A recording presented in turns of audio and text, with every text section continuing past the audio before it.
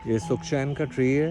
इसको पोगेमिया ग्लेब्रा कहते हैं या पोगेमिया पेनाटा भी कहते हैं। और इसके वाइट रंग के स्प्रिंग और समर्स में फूल आते हैं, बहुत एरोमेटिक होते हैं। लोगों को इसके भी फूलों का अंदाज़ा नहीं है और इनकंस्पिक्यूअस होते हैं, थोड़े से नज़र कम आते हैं, थोड़ी देर के लिए आते हैं। तो इसलिए हमने असल में ऑब्ज़र्व जो है ना वो नेचर को बहुत कम किया है।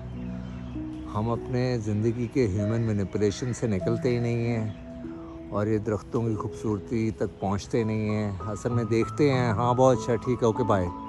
तो पेनिट्रेट करने से आपको ना एक बैक ड्राफ्ट मिलती है इन ट्रीज़ के अंदर से, जिससे ज़िंदगी की जो जर्नी है वो बिल्कुल फ़र्क हो जाती है। लो टाइम्स में हर एक चीज़ भी अच्छी लग रही होती है और कॉम्बैट करने का जो सख्त होती है इंसान की, वो बहुत बेहतर हो जाती है नेचर के साथ। जो आप कहते हैं ना नेचर की थेरेपी, बंद कमरों में बैठ के, वो कॉन्सेप्ट नहीं है। नेचर को समझना साइंटिफिकली और उसकी जो हिस्टोरिकल बैकग्राउंड है वो समझना, उसके बाद हर एक चीज़ को फील लेना, बिल्कुल फ़र्क है। ये सिंबल का ट्री है, ये भी ह्यूमंगस है। इसका नाम है सलमानिया मेलाबैरिकम बॉम्बेक सीबा भी कहते हैं इसे। रेड रंग के फूल आते हैं और इस वक्त आर्मी का एक बंदा बड़ा पीछे घूर रहा है, तो इसलिए इस को बॉम्बेक सीबा पे बाद में बात होगी। लेकिन इसके भी बहुत मेडिसिनल चीज़ें हैं, खूबसूरती भी बहुत है, बहुत किस्म के परिंदे आते हैं। नेक्स्ट टाइम के लिए इस दरख्त पे बात करेंगे लॉरेंस गार्डन में जाके। Okay bye, tata. ये यूकलिप्टस आ गया है और लोगों का बहुत बुरा सा दरख्त समझते हैं हम, लेकिन इसके मेडिसिनल अगर फ़ायदे मैं बता दूं तो आप परेशान हो जाएंगे। इसकी बाग बहुत खूबसूरत है, इसकी फोलिएज, इसकी जो फॉर्मेशन, हर एक चीज़, बाग आप देख ही रहे हैं कितनी स्टाइलिश है। बहुत कम दरख्तों में इतनी स्टाइलिश ये वाइट रंग की बाग जो होती है, और ये जब पील ऑफ करते हैं अपनी बाग, वो भी एक बड़ा वंडरस टाइम होता है। और यूकलिप्टस बेसिकली हमने एक मिथ बनाई हुई है, बहुत वाटर रिटेन करता है यूकलिप्टस ना लगाना और सब कुछ चीज़ें। देखें, हर एक जगह एक स्पेसिफिक जगह होती है जहाँ किसी ट्री को लगाया जाता है। आप बिल्कुल ही अगर समझ लें, बेसिकली गोरा भी जो ये दरख्त लगा के गया था, वो शहरों के बाहर की तरफ जहाँ सीपेज क्रिएट होती है, जहाँ वाटर बहुत ज़्यादा कंट्रोल करना होता है, उधर लगाया जाता है। ये थोड़ी है कि रेगिस्तानों में आप यूकलिप्टस लगा दें। इसके मेडिसिनल जो फ़ायदे हैं वो अगर आप पढ़ लेना तो आप यूकलिप्टस से मोहब्बत वाकई करना शुरू हो जाएंगे। ये बाग का एक और स्पेसिमेन है। हर एक ट्री की एक फ़र्क, वन ऑफ अ काइंड बाग है। कुछ पील हो रही हैं और इसका जो सेंट है, अरोमेटिक इसके लीव्स हैं, अगर आप इसको मैश करके अपने हाथ में फील करें तो बहुत ही ज़बरदस्त इसकी स्मेल है। ये एक मैं लीफ तोड़ रहा हूँ और इसको मैं मैश कर रहा हूँ फुल हाथ में, और उसके बाद इसको स्मेल कर रहा हूँ। तो ये रोज़मर्रा की ज़िंदगी में नॉर्मली आप इसको स्टीप करके समझ लें, जिनको एज़मा या रेस्पिरेटरी प्रॉब्लम्स हैं, वो पानी में डाल के इस पर फुल स्टीम ले सकते हैं हफ्ते में 2 दफ़ा, और समझ लें कंसिडरेबल एक डिफरेंस आएगा आपकी ओवरऑल सेहत पे।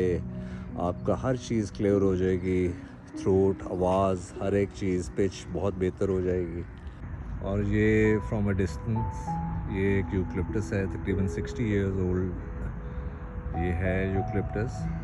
और मसला है, हर फास्ट ग्रोइंग जो ट्री है ना वो वाटर रिटेन करता है। हमें तो सिर्फ यूकलिप्टस का पता है, और भी बहुत सी स्पीसीज़ हैं जिनका पता नहीं है, उनको हम बुरा भला कहते नहीं हैं, जिसका बस लोगों ने एक बना दिया है कि ये बुरा है जी, बहुत पानी खींचता है, तो इसलिए हमें ये बहुत बुरा लगना शुरू हो गया है। इसको वैसे कभी किसी और नज़र से भी देखा करें।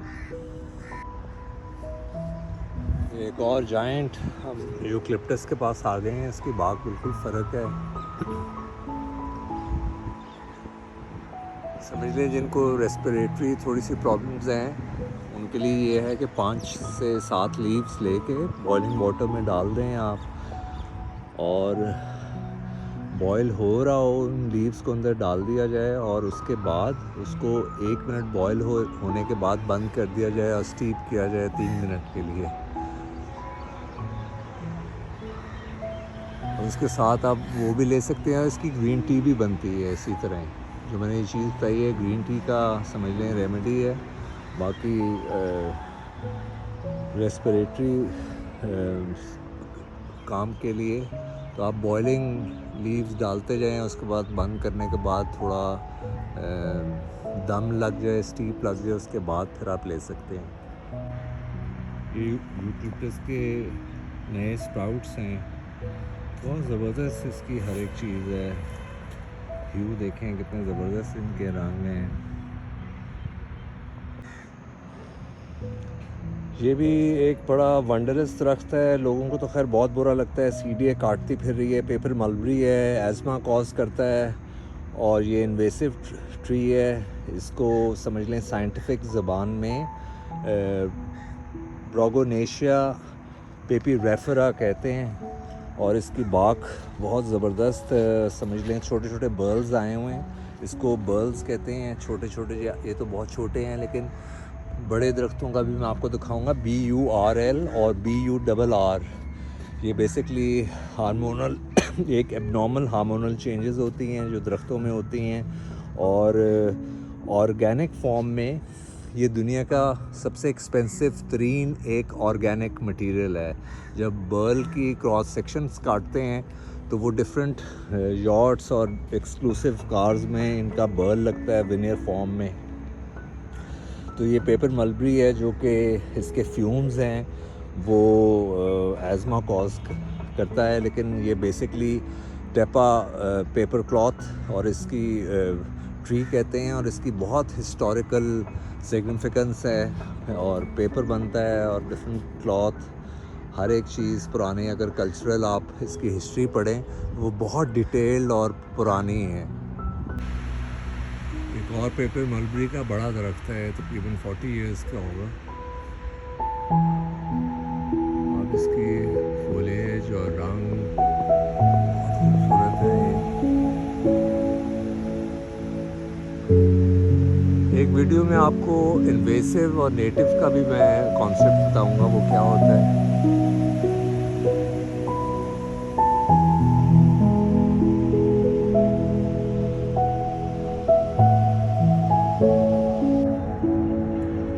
ये एक बिल्कुल ड्रॉ फॉर्म में, एक मिनिएचर फॉर्म में पेपर मलबरी लगा हुआ है, और इसके खूबसूरती मेरे लिहाज से चेंजिंग लीव्स तो है ही बहुत ज़्यादा, और उसके बाद इसके ऊपर समर्स में जो इसका फ्रूट आता है और इसका जो फिग आता है वो बड़ा वाइब्रेंट रेड रंग का फिग होता है। राउंड बॉल, एडिबल बिल्कुल नहीं होता, लेकिन बर्ड्स वगैरह उस पर आ रही होती हैं, और उसके ऊपर मलबरी के जो फ्रूट होता है उस टाइप का एक बिल्कुल उसी तरह लटकता है।